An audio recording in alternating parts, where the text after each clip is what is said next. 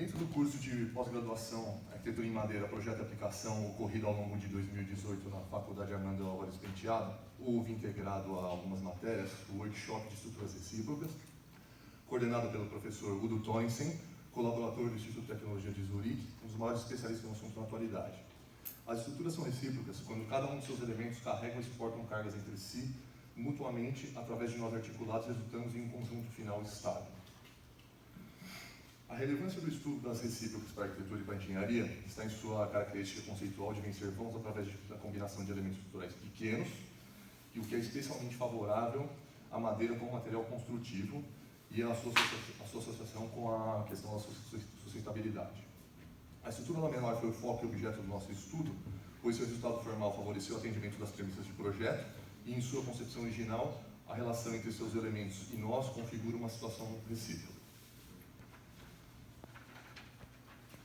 Baseado em práticas do arquiteto francês Philibert Delorme, que no século XVI já se preocupava com a escassez de material laminando madeira para a confecção de arcos, o arquiteto alemão Friedrich Zullinger cria em 1908 a estrutura lamelar, buscando utilizar ainda mais essas soluções. Zullinger delaminou os elementos estruturais convencionais de disposição ortogonal em uma malha losangular com elementos mais esbeltos, denominados lamelas, com nós articulados pela união de peças através de um parafuso passante, resultando em uma estrutura com comportamento de casca. As vantagens, se comparado a outras soluções para tipologias comuns da época, era uma economia de material da ordem de 13% a até 54%, a possibilidade de realização de grandes vãos a partir de peças pré-fabricadas de pequena dimensão, pouca mão de obra necessária para montagem e baixa especialização. O sistema foi posteriormente patenteado e amplamente utilizado na Europa e, graças à sua eficiência, rapidamente se propagou para outros continentes, sendo introduzida no Brasil e nos Estados Unidos já na primeira metade da década de 20. Daí até a década de 60 foram executadas no Brasil diversas obras, das quais destacam-se pela escala: hangares, galpões industriais e ginásios.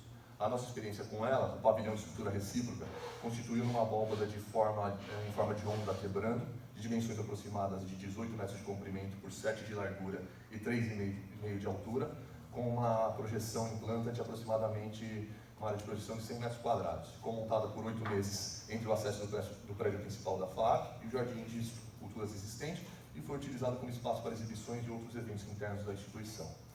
A etapa de projeto e a parte de produção se diluiu por volta de 2 meses dentro de matérias do curso, enquanto falávamos com o professor Udo, que nos direcionava da Suíça quanto ao andamento das tarefas. O nó original de Zullinger foi definido como solução a ser utilizada, apesar de termos desenvolvido outros nós que não puderam ser verificados a tempo. Definidas as questões projetuais iniciada a produção, por 2 semanas seguimos com workshop com alunos e professores do curso, voluntários externos e o professor Udo em pessoa. Tínhamos 2 tipos de lamelas, sendo uma o espelho da outra, cada uma trabalhando nos sentidos opostos da trama. Foram todas produzidas a partir de pranchas de eucalipto de 3 por 20 por 200 centímetros. O orçamento das peças era basicamente um corte de 2 angulações e um furo nas extremidades. No topo, em todo sentido longitudinal, um corte curvo que definia a curvatura final da abóbada, e no centro um furo oblongo para a passagem livre do parafuso, que definia o nó. A produção se deu em partes na marcenaria da FAAP, onde concentramos os processos manuais, e a fábrica da Interconstrutora, notória pela produção nacional da arquitetura em madeira, usando seu maquinário de alta tecnologia para a usinagem deste material. A montagem foi desmembrada em 2 macroetapas, sendo a primeira correspondente a uma porção central da abóbada com 5 metros de comprimento, e a segunda baseada na expansão lateral dos 2 sentidos, peça a peça no sentido longitudinal. O início da primeira parte,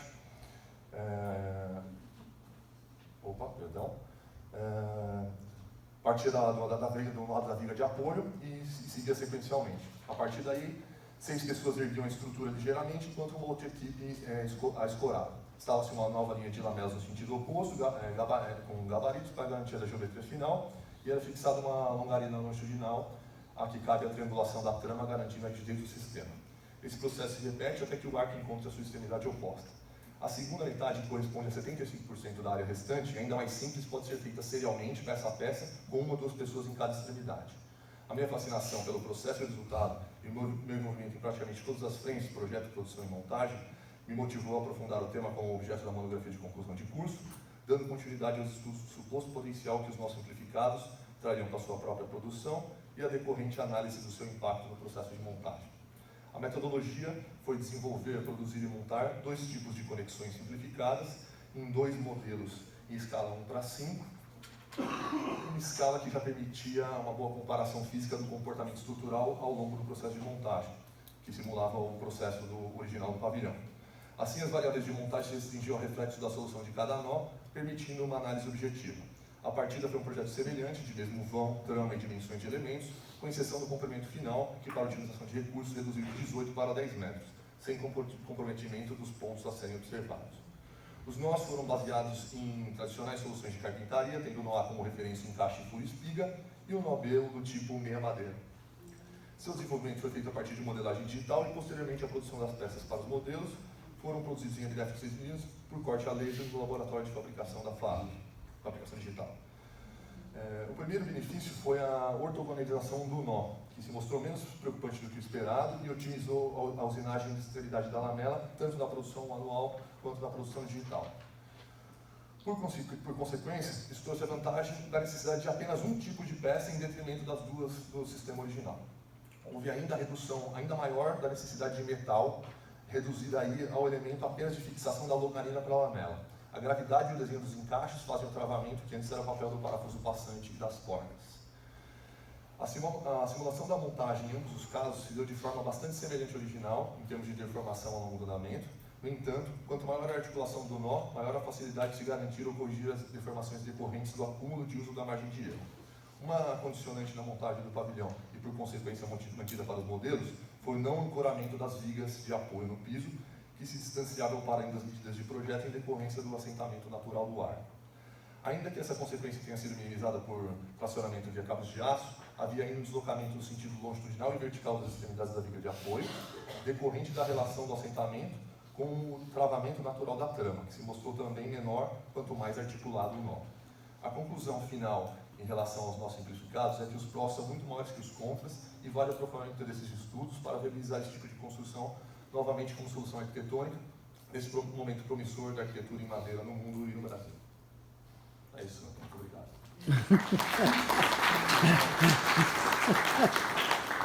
Ele conseguiu respirar ao longo da fala.